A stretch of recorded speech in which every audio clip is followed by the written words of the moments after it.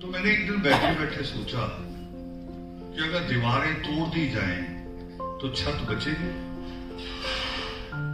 छत रहेगी। इसका अर्थ क्या है, मैं क्या कह रहा हूं?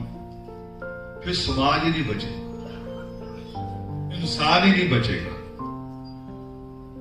ऐसी चीजें नहीं करनी है, हमने बाधाएं हटानी है। जो बाधाएं हों, जैसे यहां बच्चे बोले कि रिश्तेदारों की नहीं सुननी, ये बाधाएं हैं। मगर कहे कि मां बाप की नहीं सुननी, ये बात नहीं। एक रोड़े हटाना होगा, एक दीवारें हटाना होगा। कहें कि मां बाप की नहीं सुननी, मां बाप भी कई बार गुमराह होते हैं। और मेरा तो रोज का अनुभव है। डॉक्टर सुरेखा का बहुत बड़ा अनुभव है इसमें, फील्ड में जाके कितने लोगों ने, कितने बच्चों ने अपने माँ बाप की शिकायत की। मगर जब उस माँ बाप से बैठ के हम लोगों ने बात की है तो माँ बाप ने समझा है माँ बाप आपके दुश्मन नहीं है। वो समझते, जब हम उनसे बात करते हैं ना कि ये इनको करने दो, तो समझते। मैं तो एक बार, पहली बार हिमाचल के पालम में गया था और वहां से एक रात रुका था, आ गया वापस। मुझे नहीं पता, सब्जेक्ट भी याद नहीं मैंने क्या बोला वहां। योगामृत था, वो सत्संग सेमिनार भी नहीं था। उसके एक महीने बाद वहां से एक मां का फोन आया, दादी का। कह रही जी मैं आपके वहीं से हूं। मैं कहा लुधियाना से नहीं, फगवाड़ा से। मैं चलो एक बात, कोई नजदीक है। मैंने पूछा आगे, वो करी आप पता नहीं क्या क्या बोल गए उस दिन। मेरी तो पोती का दिमाग खराब हो गया। मैंने कहा कैसे? कह रही जी इसने वो मेडिकल रख लिया। भाई मेडिकल तो रखते ही नहीं है बच्चे। आपकी पोती ने मेडिकल चुन लिया, ये तो डॉक्टर बनेगी। दिमाग खराब बीच में कैसे हो गया? वो करी दिमाग खराब इसलिए हुआ कि अब इसने मुझे बताया कि 2 साल पढ़ाई करने के बाद, +2 करने के बाद फिर इसे किसी मेडिकल कॉलेज में जाना पड़ेगा, वहीं रहना पड़ेगा। अब ये कैसे करूं? तो मैंने कहा मेडिकल कॉलेज में क्या होगा? लड़की है, अभी तक कोई डॉक्टर बनी नहीं भारत में। आपने किसी लड़की को डॉक्टर देखा नहीं है? कहीं देखा है? तो मैंने कहा वहां कोई भूत प्रेत होंगे। आप किस चीज से डर रही हैं? नहीं जी जमाना बड़ा अजीब है। मैं कहा जिसके साथ पकड़ के आप इनकी शादी करते हो उसका भी 6 महीने बाद पता चलता है वो बड़ा अजीब। ये नहीं पता होता अजीब है कि कोई जीव है। होता कि नहीं होता? होता है कि नहीं? बाद में पता चलता है। पहले तो सब कुछ वो जो एक बीच में होता है ना मीडिएटर, बिचौदा, दलाल कह सकते हैं, वो सारी कहानी पता नहीं कहां से कहानी बना देता है। मैंने एक दलाल की कहानी पढ़ी थी, अभी थोड़ा टाइम है। एक गरीब आदमी, वैसे तो कहानियों में गरीब ब्राह्मण होता है। एक गरीब आदमी था और कोई कारोबार मिला नहीं, महीने 1.5 महीने से घर का गुजारा मुश्किल हो गया। उसके पास एक गधा था। अब जब खुद नहीं खा रहा था तो गधे को क्या खिला रहा होगा, और गधा भी सूखा सड़ा हो गया। और उसने सोचा इसे बेच दो, जो भी है बच्चों को तो पालना है। मंडी में ले गया, पशु मेला जो लगता है। अब मगर वहां बड़े बड़े अच्छे अच्छे जानवर आए हुए, उसके सूखे सड़े गधे को कौन खरीदेगा? बहुत परेशान हुआ। दोपहर बीत गई, शाम ढलने लगी। अचानक एक दलाल पास से गुजरा। ये बड़ी अद्भुत चीज होती है दलाल। वो कह रहा परेशान हो, करा जी, कह रहा इसके लिए परेशान हो, गधे के लिए करा जी, बेचने के लिए परेशान करा जी, कह रहा तो कुछ बस ही नहीं है, अभी बेच दूंगा, मगर एक शर्त है, कि अगर 100 रुपए में बिका तो 20 पे दे। वो कह रहे आप 20 ले लेना, बेच दो। तो सुबह से यहां तो खड़े भी नहीं हो रहा। चलो एक बार कोई देख दुख के निकल जाए, कोई खड़ा ही नहीं हो रहा इसके पास। वो कह रहा ठीक है। उसने गधे की रस्सी पकड़ी, थोड़ा पानी पूरी उसके ऊपर मारा, फिर कहीं से हल्दी ली, उसका तिलक किया, 2-4 जगह और निशान लगा दिए और एक बड़े चबूतरे पे खड़ा कर दिया और बोलना शुरू किया कि आपको तो लग रहा होगा कि ये सरासा है, मगर आपको पता है इसकी नानी ईरान से थी। आपको नहीं पता होगा, ये सरासा जो है इसके दादा अरब से थे। लोग देख रहे होंगे हैरान, ऐसे भाई इंटरनेशनल नस्ल हो गई। बोली लगने लग पड़ी, बोली 100 से भी आगे चले गई। इतने में वो मालिक आ गया उसके। वो कह रहा मैंने नहीं बेचना। करे क्यों? करो मुझे पता ही था इतनी खूबी है। दलाल ऐसा होता है। मैंने उस माँ से, दादी से भी बात की है ना। मेरे बच्चे सुनते रहते जब मैं ऐसे फोन करता हूँ। एक दिन भील भी था मेरे पास, उसमें भी एक लड़की से मेरी लंबी बहस हो गई। थोड़ी सी गाली भी दे देता हूँ, मेरे पेट गाली हैं पक्की, कुत्ता कंजर ऐसी गाली हैं। तो सुन रहा था भील भी, वो कह रहा जी ये बातें तो रिकॉर्ड होनी चाहिए। मैं कहा मैं तो गाली दे रहा हूँ। कह रहा नहीं जी इसमें तो समझ आ रही है, इसमें ये तो बीच बीच में ठोक रहे हो आप, समझ आ रही है। तो उस दादी को भी समझ में आ, मगर एक छोटी सी, जैसे होता है मन का एक वहम था, कूदो के ना कूदो, कूदो के ना कूदो, एक छोटा सा वहम। उसने मुझे कहा अच्छा फिर ऐसा है है ना कि जैसे ललन जी को एक गर्लफ्रेंड थी धर्म वाली, किधर को जा रहे, वो दादी का यकीन था। कह रही ठीक है फिर आप अपना आशीर्वाद बनाए रखना। मैंने अच्छा वो कोई बात, गारंटी दे दो वीडियो से। तो क्या हुआ होगा, एक बेटी जो शायद 10वीं में रुक जाती या +2 करती, शादी हो जाती और उसके बाद उसका जीवन बर्बाद हो जाता, उसका जीवन बच गया। यही उस वाल्मीकि उपवन ने निरंतर काम करना है, निरंतर। और वही से नहीं होना, ये एक शुरुआत है, फिर देश के कई हिस्सों में होना। देश के कई हिस्सों में वाल्मीकि उपवन कायम किए जाएंगे, मगर जिसकी शर्त होगी कि मंदिर कहें आप, अनंत कहें, धर्मस्थल कहें, शर्त यह होगी कि अनंत से पहले लाइब्रेरी रिसर्च सेंटर कायम होगा हर जगह। शर्त ये रहेगी। वाल्मीकि तो तभी कहलाएंगे ना, कभी योग सृष्टि की स्टडी करोगे अगर, जो सृष्टि करता वाल्मीकि देवावन की पहली रचना है, अगर उसकी स्टडी अगर करोगे, उसमें आदमी की शंकाओं का, जो फिलॉसफी में जैसे होता है, साइकोलॉजी में होता है, लोगों के जो आम आदमी के सवाल होते हैं, उन सवालों के जवाब हैं। जैसे राम का एक सवाल था, राम का सवाल था नकुश से युद्ध लड़ने के बाद, एक सवाल था उनका कि सीता को क्यों छोड़ा। उसका जवाब था कि मुझे समझ में आया, ऋषि मुनि कहते हैं कि आदमी जब औरत को छूता है तो नरक में चला जाए। ये योग शास्त्र में लिखा हो, राम का कहना है। उसका जवाब दिया सृष्टिकर्ता वाल्मीकि देवावन ने कि शादी तो तुम्हारी बाद में हुई, उससे पहले तुम्हारी 3 माएं थी, एक भी नहीं। वो तू कोई काम करता था, तीनों माओं के पांव छूने जाता था, टच करता था। फिर माएं अपना हाथ तेरे सिर पे रखती थी, वो टच करती थी, बता के थी वह नरक में गया। तब राम को समझ में आया कि सोचने का नजरिया गलत था। ये जो सोच है जो आज आदर्श की, ये वहां से।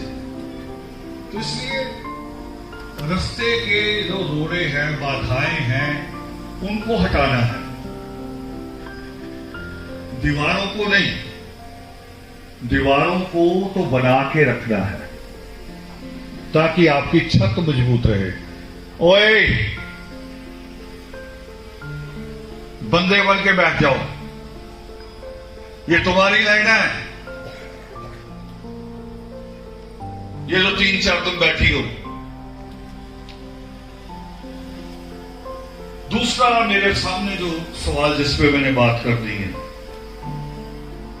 एक शब्द होता है धरोहर, जिसको आप दूसरे किसी शब्दों में अगर कहें अमानत, विरासत, हेरिटेज, धरोहर शब्द होता है। और धरोहर हमारी आम लोगों की भाषा में होता है कि मेरा बाप मेरे लिए क्या छोड़ गया। ये मगर मैं जो जिस रूप में सोचता हूं धरोहर, मैं सोचता हूं कि हम आगे समाज के लिए क्या छोड़ के जाएंगे। समाज को अगर हमारे पास 2 बच्चे हैं, 4 बच्चे हैं, 100 बच्चे हैं, तो हमको कैसे बच्चे समाज को देके जाएंगे।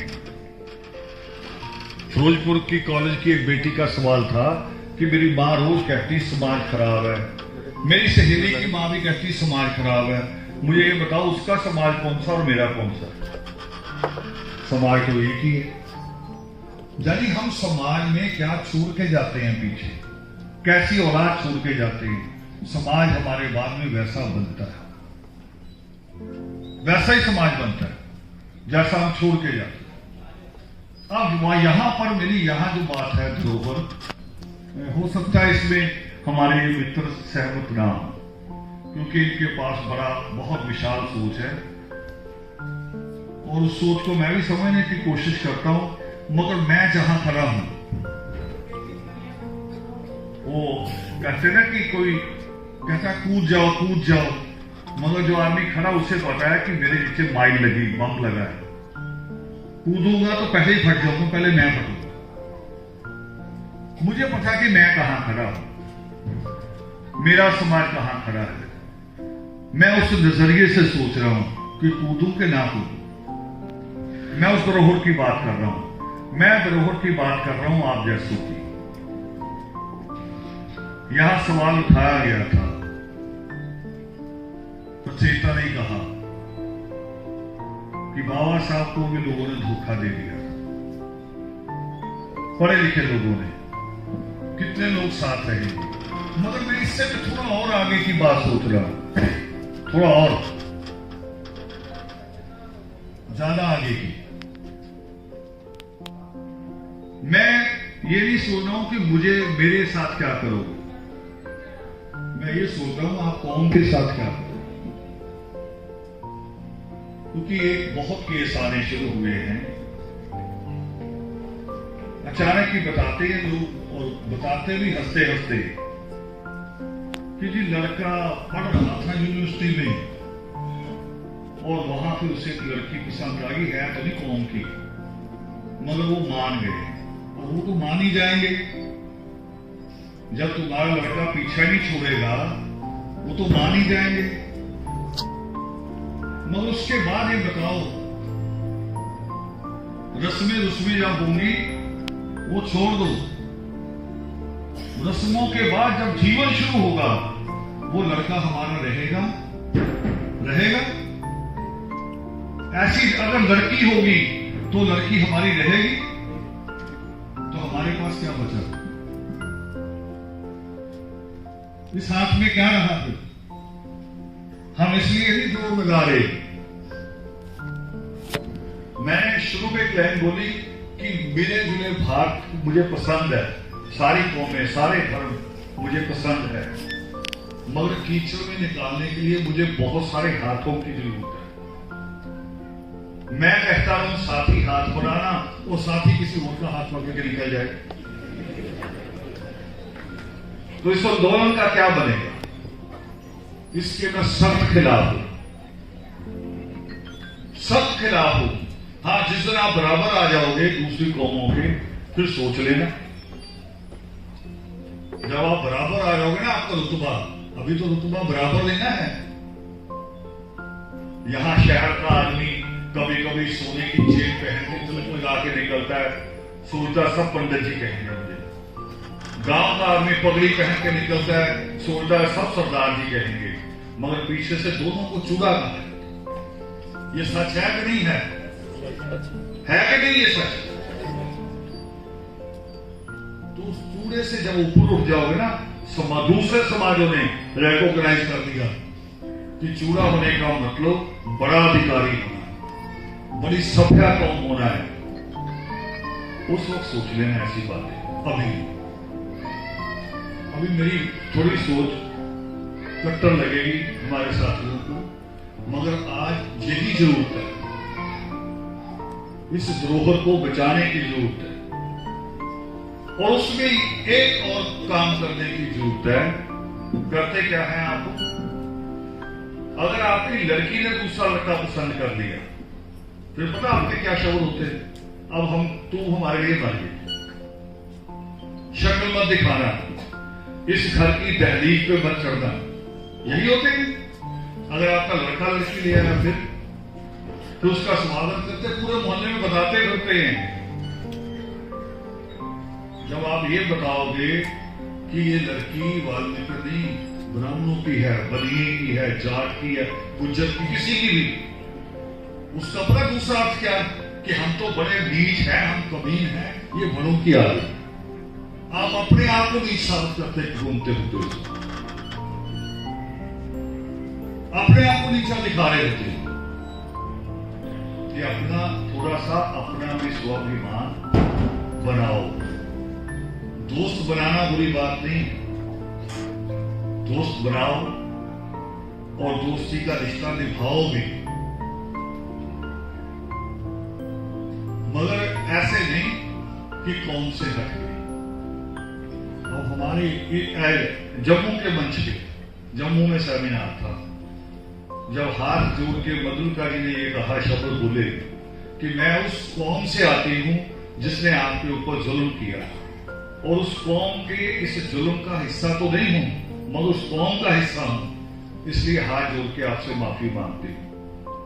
तो मैंने उसी वक्त उनको कहा कि ये इसलिए आपको नहीं बुलाया कि हम आपको बुला के अपमानित करें, हमने सोच के बुलाया कि आप इन चीजों से ऊपर उठ गए, आप जात पात से ऊपर उठ गए, और मैंने उनको उसी मंच से बहन कह के संबोधन किया था और रिश्ता बनाया भी।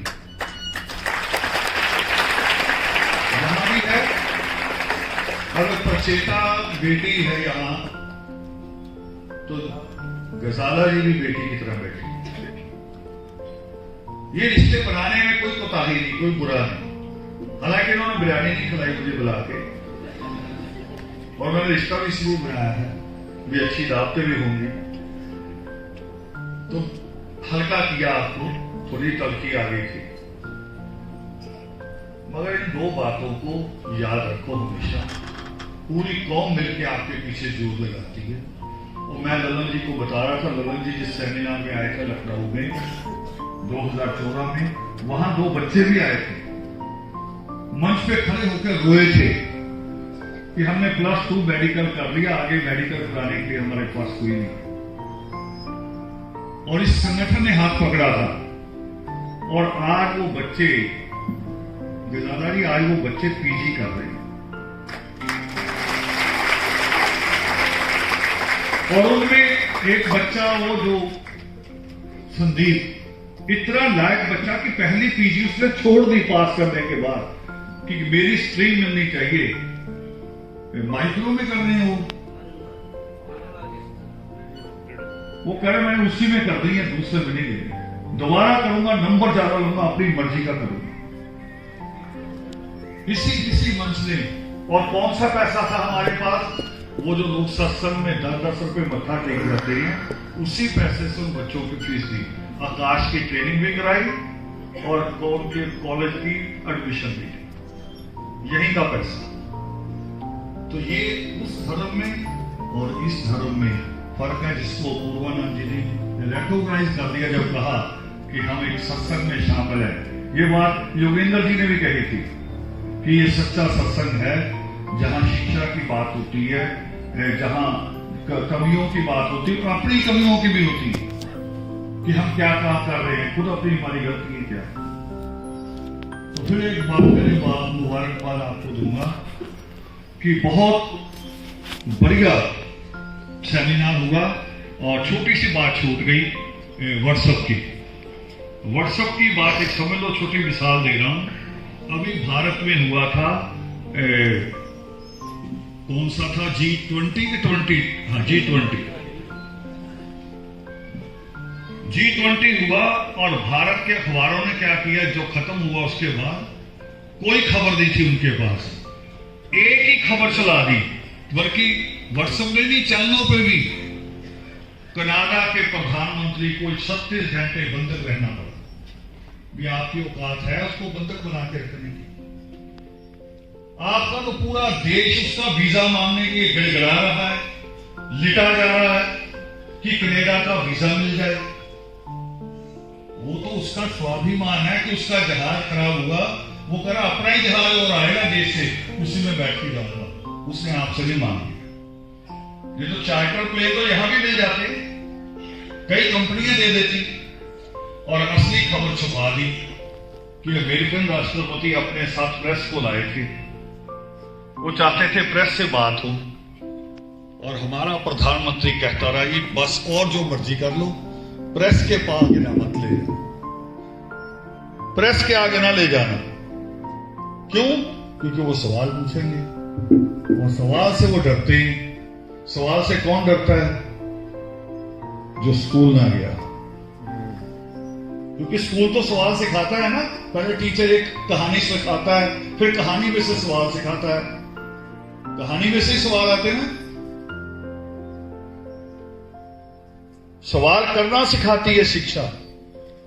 और बात बता दूं शिक्षा को लेके, पहली सरकार है जिसने कॉपी, पेंसिल, पेन, पेपर के ऊपर टैक्स लगाया। पहली सरकार है, पहली सरकार। बाकी सरकारें कोशिश करती थी कि बच्चों को पैसा दे के पढ़ाओ। अब ये कह रहे हैं उनसे पैसा जैसे भी छीना जा सकता है, छीनो, ये पढ़ने से भाग जाए। क्यों? क्योंकि मल्टीनेशनल कंपनियों को बुलाएंगे, उनको अनपढ़ मजदूर कैसे मिलेंगे अगर इनको शिक्षा से रोकेंगे, उनको लेबर क्लास मिलेगी। मगर हमने भी कोशिश करनी है और सक्षम है। हम इतने रहे गुजरे नहीं है, मगर हमारा तरीका गलत है। लड़का लड़की की जब सगाई करते हैं, उसके ऊपर ही 1-2 लाख रुपया खर्च कर देते हैं, कुछ तो ज्यादा भी करते हैं। मैं बिल्कुल मीडियम बजट बता रहा हूं वाल्मीकि कौम का, रिंग सेरेमनी का। और लड़की की BSc नर्सिंग की एडमिशन होती 60,000 में, उसको करे है नहीं। 70-75,000 में एडमिशन होती ज्यादा कॉलेज। रिंग सेरेमनी पे लगा देंगे, जहां जाके उसने सारी उम्र रोना है, और शादी पे इससे भी ज्यादा पैसा है। हम इतने रहे गुजरे नहीं हैं, अभी भी हम मुकाबला करेंगे और कर लेंगे, तो फिर किसी के भी गलत मंसूबे कामयाब नहीं हो सकते। कोई भी सरकार आ जाए, बहुत आते रहे। हिटलर ने सोचा था मेरा कभी अंत ही नहीं होना। ये तो हिटलर का छोटा सा बच्चा है, छोटा सा बच्चा है, ये ज्यादा बड़ा नहीं है। सिर्फ आपके खड़े होने की जरूरत है। जय बाबा।